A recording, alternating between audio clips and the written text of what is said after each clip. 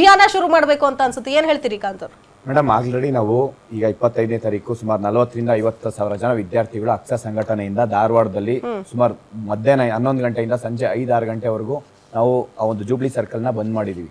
40,000 ರಿಂದ 50,000 ಜನ ವಿದ್ಯಾರ್ಥಿಗಳು ಒಟ್ಟು ಸೇರಿಸಿದೀವಿ ನಾವು. ಆ ಒಂದು ಹೋರಾಟನ ಎಚ್ಚೆತ್ಕೊಂಡು ಸರ್ಕಾರ ಕೂಡಲೇ ನೇಮಕಾತಿ ಪ್ರಕ್ರಿಯೆ ಅಂದ್ರೆ ವಯೋಮಿತಿ ಹೆಚ್ಚಿಸಿ ನೇಮಕಾತಿ ಪ್ರಕ್ರಿಯೆ ಪ್ರಾರಂಭ ಮಾಡಿಲ್ಲ ಅಂತ ಅಂದ್ರೆ ನೋಡಿ ಮೇಡಮ್, ಅವರೇ ministers D K Shivakumar sir, Santosh laddu, H K Patil sir ಇವರೇ ಲೆಟರ್ ಬರ್ದಿದ್ದಾರೆ ವಯೋಮಿತಿ ಜಾಸ್ತಿ ಮಾಡಿ ಅಂತ ಹೇಳ್ಬಿಟ್ಟು. ವಯೋಮಿತಿ ಜಾಸ್ತಿ ಮಾಡಿಲ್ಲ ಮೇಡಮ್. ಇದು ಒಂದ್ಸತಿ ನೋಡಿ ಮೇಡಮ್, ಒಂದ್ಸತಿ.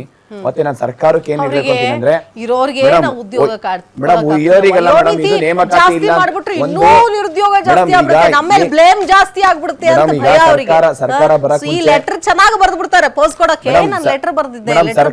ಸರ್ಕಾರ ಬರೋದಕ್ ಮುಂಚೆ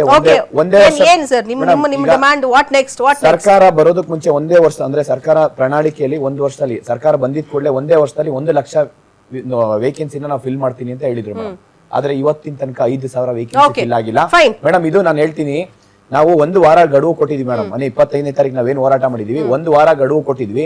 1 ವಾರದಲ್ಲಿ ವಯೋಮಿತಿ ಹೆಚ್ಚಿಸಿ ನೇಮಕಾತಿ ಮಾಡಿಲ್ಲ ಅಂತ ಅಂದ್ರೆ ರಾಜ್ಯಾದ್ಯಂತ ನಾವು ಲಕ್ಷಾಂತರ ವಿದ್ಯಾರ್ಥಿಗಳು ಒಗ್ಗೂಡಿಸಿ ನಾವು ಪ್ರತಿಭಟನೆ ಮಾಡ್ತೀವಿ. ಈಗಿರೋ ಸಚಿವರಾದಂತ MC ಸುಧಾಕರ್ ಉನ್ನತ ಶಿಕ್ಷಣ ಸಚಿವರಾದ ಅವ್ರಿರ್ಬೋದು, ಮಧು ಬಂಗಾರಪ್ಪ ಅವರು ಶಿಕ್ಷಣ ಸಚಿವರು, ಅವರಿಬ್ರನ್ನ ಫಸ್ಟ್ ನಾವು ರಾಜೀನಾಮೆ ಕೊಡಿಸ್ಬೇಕು ಮೇಡಮ್. ಯಾಕೆಂದ್ರೆ ಯಾವುದೇ ಕಾರಣಕ್ಕೂ ನಮ್ಮ ಶಿಕ್ಷಣ ವ್ಯವಸ್ಥೆ ಮತ್ತೆ ಪೊಲೀಸ್ ಇಲಾಖೆಯಲ್ಲಿ ಶಿಕ್ಷಣದಲ್ಲಿ ರೆಕ್ರೂಟ್ಮೆಂಟ್ ಆಗಿಲ್ಲ ಅಂತಂದ್ರೆ ನಮ್ಮ ರಾಜ್ಯ ಬೆಳವಣಿಗೆ ಅಭಿವೃದ್ಧಿ ಆಗಲ್ಲ ಮೇಡಮ್. ಕೇವಲ ವಯೋಮಿತಿಯನ್ನ 3 ವರ್ಷನೋ 4 ವರ್ಷನೋ ಬರೀ ಹೆಚ್ಚಿಸುವುದಟ್ಟು ಈ ಟೆಂಪರರಿ ಆಗಬಾರ್ದು ಮೇಡಮ್.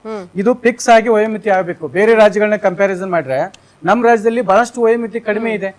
ಅಭ್ಯರ್ಥಿಗಳೆಲ್ಲ ಏನಪ್ಪಾ ಹತ್ರ ವಯೋಮಿತಿ ಕಲ್ಪಿಡಿದ್ರೆ ಹೊರಗೆ ಹೋಗ್ತಾ ಇದ್ದಾರೆ. ಅದಕ್ಕೆ ನಾನೇನ್ ಹೇಳೋದಂತಂದ್ರೆ, ತಕ್ಷಣ ನೀವು ಎಚ್ಚೆತ್ತುಕೊಳ್ಳಿಲ್ಲ ಅಂತಂದ್ರೆ, ಈಗ ನೇಪಾಳ ಮಾದರಿ, ಬಾಂಗ್ಲಾದೇಶ ಮಾದರಿ ಐತಲ್ಲ, ಸೊ ಆ ಮಾದರಿ ಕರ್ನಾಟಕದಲ್ಲಿ ಈಗ ಸದ್ಯದಲ್ಲೇ ನೀವು ನೋಡ್ತೀರಿ.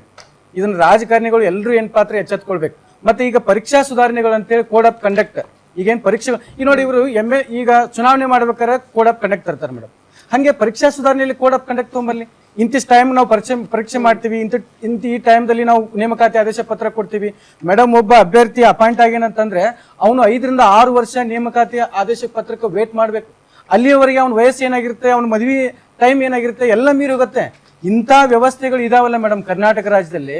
ಈ ಪರಿಸ್ಥಿತಿ ಯಾವುದೇ ಕಾರಣಕ್ಕೂ ಯಾರಿಗೂ ಬರಬಾರ್ದು. ಓಕೆ, ದೀಪಾಶ್ರೀ ಅವರು, ಪ್ರೈವೇಟ್ ಅಲ್ಲಿ ಹೆಂಗಿದೆ ಅಮ್ಮ ನಿಮ್ಗೆ ಲೆಕ್ಚರರ್ಸ್ಗೆ ಅವಕಾಶಗಳು ಇದೆ ಮೇಡಮ್ ಪ್ರೈವೇಟ್ ಅಲ್ಲಿ ಏನು ಅಂತ ಹೇಳಿದ್ರೆ, ಈಗ ಜಸ್ಟ್ ಒಂದು MCOM MBA ಆ ಥರ ತಗೊಂಡ್ಬಿಡ್ತಾರೆ.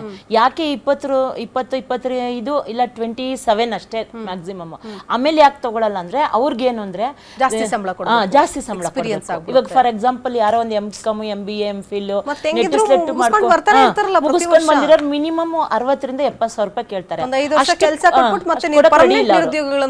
ಅಷ್ಟು ಕೊಡಕ್ ರೆಡಿ ಇಲ್ಲ. ಅವ್ರಿಗೇನು ಅಂದ್ರೆ ತುಂಬಾ ಕಡಿಮೆ ವೇತನದಲ್ಲಿ ಅವ್ರಿಗೆ ಮ್ಯಾನೇಜ್ ಆಗ್ಬೇಕು.